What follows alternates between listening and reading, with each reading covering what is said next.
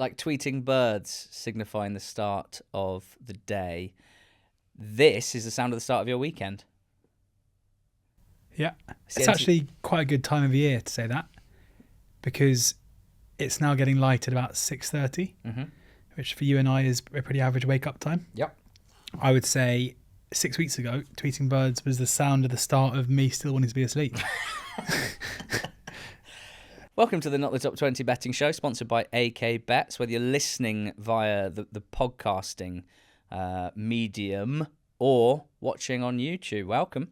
Good numbers at the moment, George. 5,000 subscribers. Congratulations to you and Thank you. to me.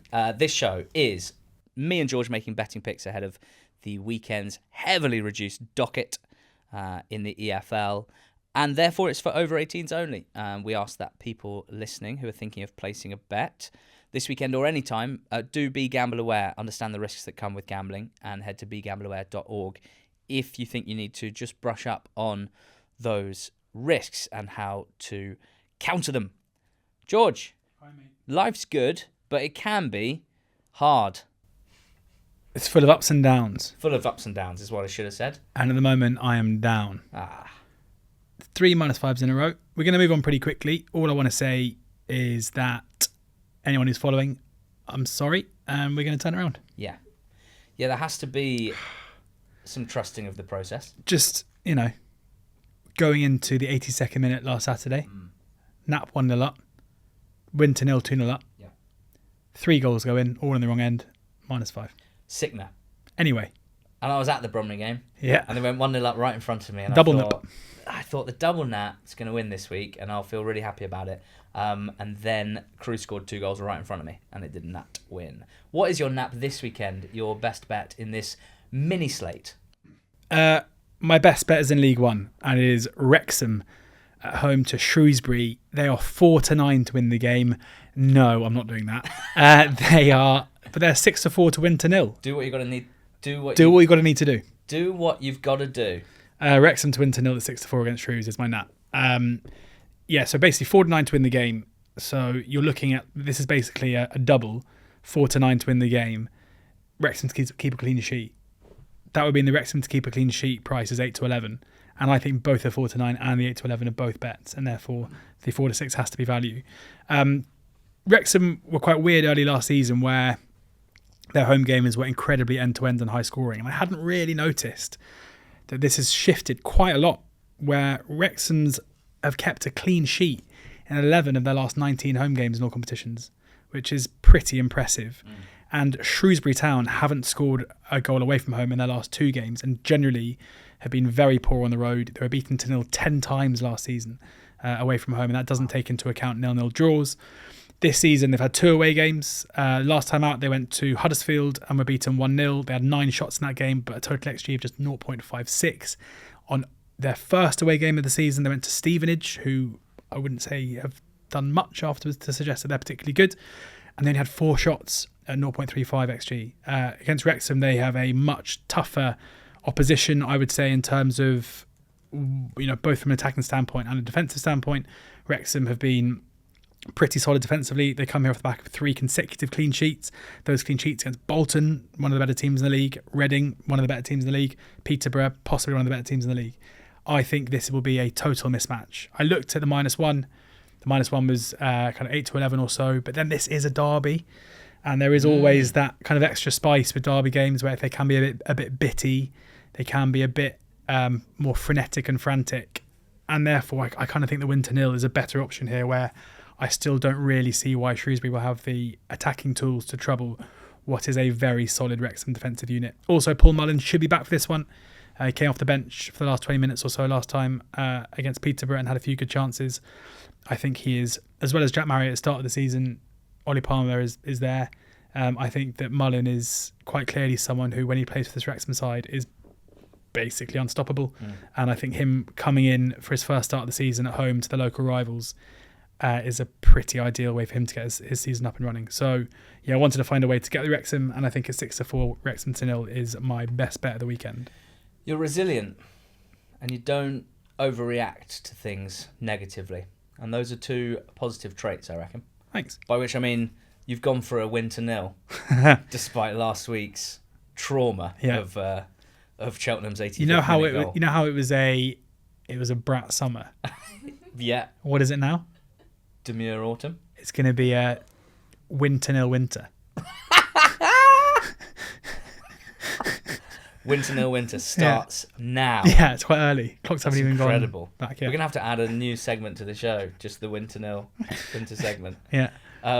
Always keeping it fresh on this show. Yes. Not like we've not been basically doing the same thing for the last 5 years. My nap's Doncaster to beat Gillingham at 5-6 with AK Bets, joint best price around.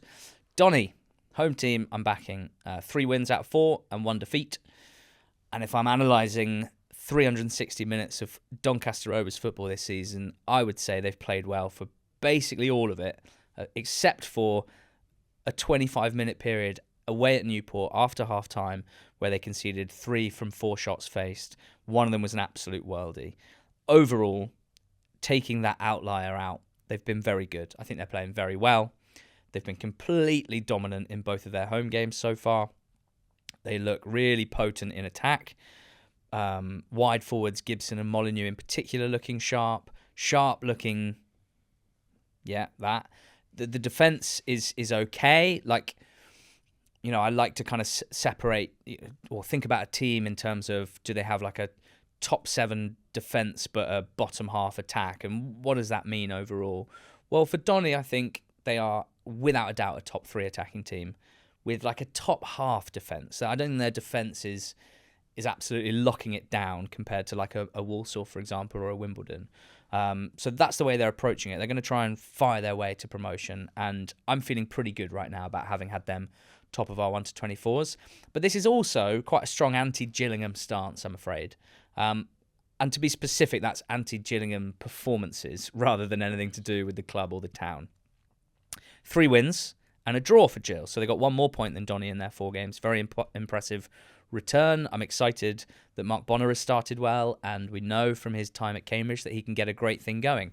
We know from his time at Cambridge that sometimes his teams seem to be able to overperform their underlying numbers. But, you know, I can't just ignore the fact that their performances don't reflect at all their points tally so far. Opta Analyst did a piece on League 2 today, which highlighted Gills as being the big overperformers so far. Away at Morecambe, they stole a 1-0 win in a performance that everyone, including Bonner, recognised as being poor. Away at Fleetwood, they drew 0-0. They didn't have a shot until first half stoppage time. They were second best for the whole game until they had a little late flurry where they almost nicked that one as well. Home games, they've won both. The 4-1 win against Carlisle really flattered them in terms of the balance of play, and the 1-0 at Chesterfield probably even more so last weekend as well. They've faced 12 shots on target in their 4 games, and 11 of them have been saved, so their keepers have been playing well. But all of this makes me think that in general play, that their points tally doesn't reflect the quality of their play. If they continue to play like this, they will suffer defeats. I don't think they're playing particularly well, either defensively or going forward, to be honest. But obviously the results don't reflect that. So I think the chickens might come home to roost this weekend at Donny, who are in great nick. That's my best bet of the weekend at 5-6 with AK Bets. For anyone looking to sign up to AK Bets this week, do use promo code NTT100. Links in the description, so you can you're just 1 click away and the promo code will be applied when you do that. But it means if your first bet is an accumulator on football with a minimum of 4 selections, AK Bets will boost the profit gained on that initial bet by 25% in the form of a free bet, up to a value of £100, further T's and C's accessible on the website. What's your next best? Newport County, draw no bet at home to Port Vale. I've been pretty surprised by Newport's start to the season. Didn't have them down to be anything better than strugglers.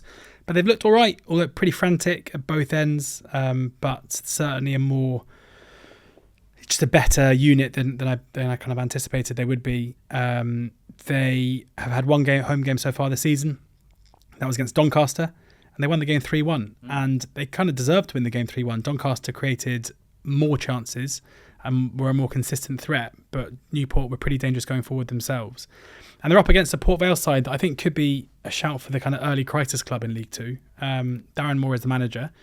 And just quickly, mate, they've had 2 home games. They beat Accrington 3-1. Oh, yeah. Forgot about that. They've got 2 home games. keep that in there. Okay. 2 home games, they won them both 3-1. So Great. that's a good start. 6 goals in their 2 games. Albeit the Donny one, obviously, the kind of the better form, I would say. Yeah. They're up against Port Vale, who I would say are struggling at the moment. They were beaten 3-2 last time out against Doncaster. Their first goal in that game was their first goal in open play this season. And they're a proper one where I think for Darren Moore, a defeat here or a poor performance here, and he's going to come under some severe pressure because they're not looking good enough at all. I'm surprised, given what we've seen, like the prices here feel like what the prices would have been kind of at the start of the season, with Port Vale, the 11-10 favourites with AK bets, Newport, the home side, 21-10. On the balance of what we've seen so far, there isn't a great deal between these two sides. And with Port Vale's massive struggles from attacking standpoint, and therefore them scoring 0 or 1 goals being a big runner, I think the odds against at 11-8 on Newport draw no bet is a pretty solid way to play this. Mm-hmm. Yeah, my next best is a little different to usual. No other team prices that really tickled my fancy. I've gone for under 1.5 goals in Charlton against Rotherham. That's 12-5 with AK bets, joint best price. I said to you in the office on, I think, Tuesday, when I was looking at the fixtures, the matches that were on this weekend in the EFL, and I was like, Charlton, Rotherham, and I just went like, oh, that's going to be a disgraceful football match. Yeah. And you went, unders? And I went, yeah. So here we go.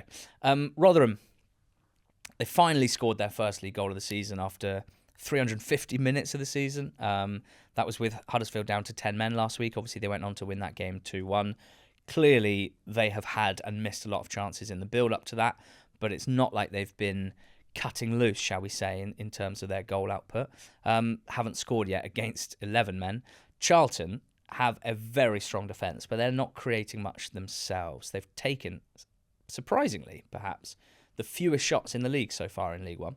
And in terms of open play XG, so adding a quality filter to the shots taken, still in the bottom 6. So it's not looking hugely fluent for Charlton, I think it's fair to say, this season. But defensively, they have been excellent. But this is also a style thing. Like, this is going to be super attritional. Charlton play 3 centre-backs, they play wing-backs, they play pretty direct back to front quite quickly. They've got some ball players in midfield, but at the moment they're not really playing through the thirds, the 4th lowest possession in League One as we record. And Rotherham, they might play 3 at the back here. They did in one of their games so far this season. It didn't go particularly well. But the way that Evans sees football and how I think he'll see this game, I wouldn't be surprised if they play 3 centre-backs. I certainly think that they will meet fire with fire, meet long passes with long passes, meaty headers with meaty headers. They are also a bottom half team for possession. I think it would probably be lower than that if they hadn't been chasing the game so often in the first 4 games of the season. I just think Rotherham are going to try and boil this game down to the barest of margins. It's straight out of the Steve Evans playbook. I'm thinking ball in play time, 46 minutes out of 90, something like that. And I think it could get quite tetchy as well between Evans and Nathan Jones. 2 sort of sticks of dynamite in the technical area. I just think all this stuff can sometimes just take away from an actual football match being played. I'd be astounded if it's an open game. I'm going under 1.5 at 12-5. 1 goal either way I'd be happy with, but 0-0 I wouldn't be surprised at all. I think there's going to be a lot of shithousing if either team takes the lead. Shousery. Some shousery, yeah. Any thoughts on that, George? My long shot.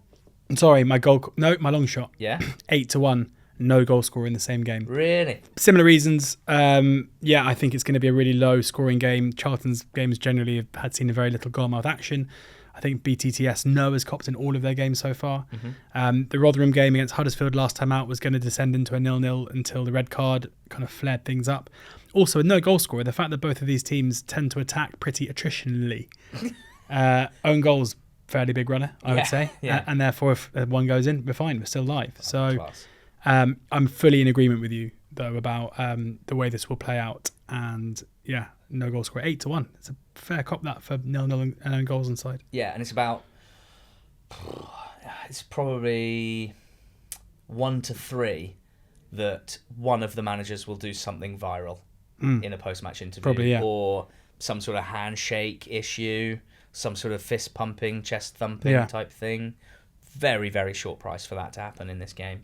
Who's your goal scorer? out of interest?